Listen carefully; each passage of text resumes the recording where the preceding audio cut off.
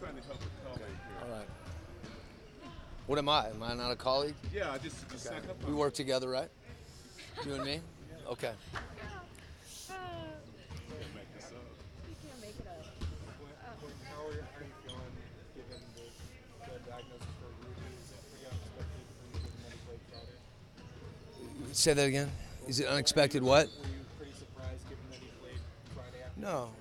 I mean, I think that's every injury is different, and he was asymptomatic, and obviously he's at no risk, and he's going to be better. So it's more than anything, you're trying to process what that means to the group. We've been through some of this before. It's every situation is different. Every year is different.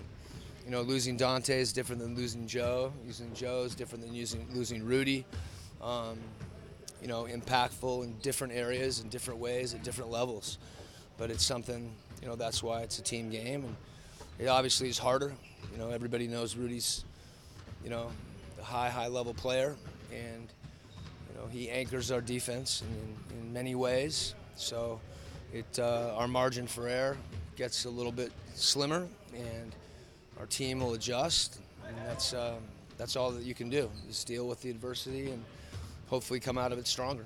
Coach, you know the type of person that Rudy is. Do you think he still has his personal goals intact? I know he has goals to be the top defender. Do you feel like this is going to motivate him? Yeah, I don't know that Rudy's looking at this as on an individual level. I think, above, whatever Rudy's, and I know many of them because we share them, his personal goals. We want all our players to have that can drive them and help them compete. But one of the things that makes Rudy unique is that all those things, are secondary for him to winning.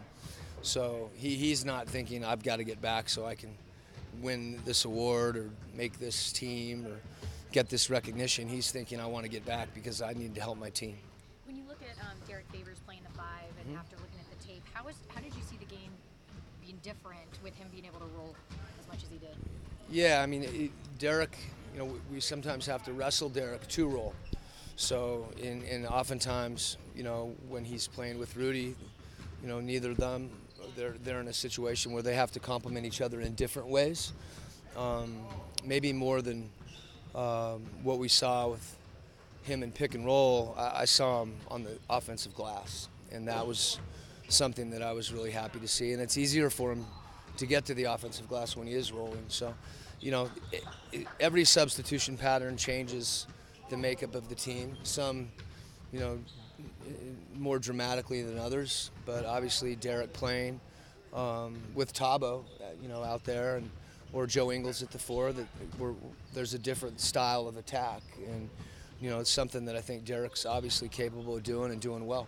When you also, with talking about the different style of attack, Ricky Rubio and Derek Favors were in a rhythm there. What did you see as far as the rhythm? Well, I wouldn't attribute, Ricky's rhythm to Rudy's departure, or Derek's inside. I think some of those things, certainly it did happen, and there's some reads that maybe Ricky's more comfortable with, but that's part of the connectivity that's taking place, as we go into the season. That those situations are ones that you can't replicate in practice.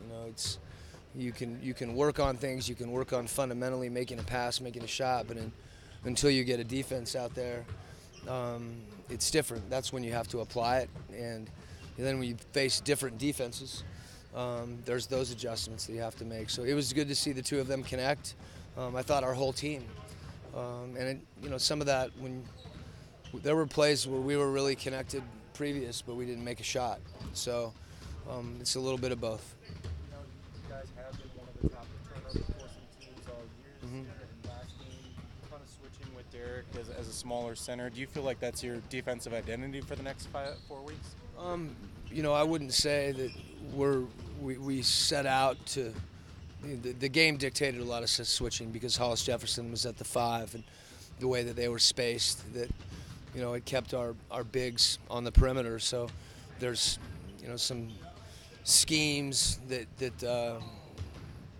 we'll probably look at and utilize more with with different personnel on the floor at different times. But, fundamentally, we've got to be, solid. So some of those things really are secondary to being able to stay in front of your man, to closing out under control, and because it doesn't matter what scheme you have or what your habits are, if the guys are in the lane with the ball, it becomes really difficult to defend, and that's a big point of emphasis.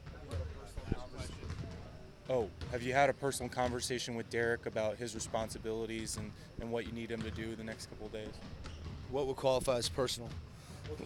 One-on-one. We talk. Derek and I talk all the time, so nothing more than, than what we normally do. In terms of me coaching him, that's something that he and I have a really good relationship. We have personal conversations when we go to dinner, and he still owes me dinner at Ruth's Chris. So for other reasons.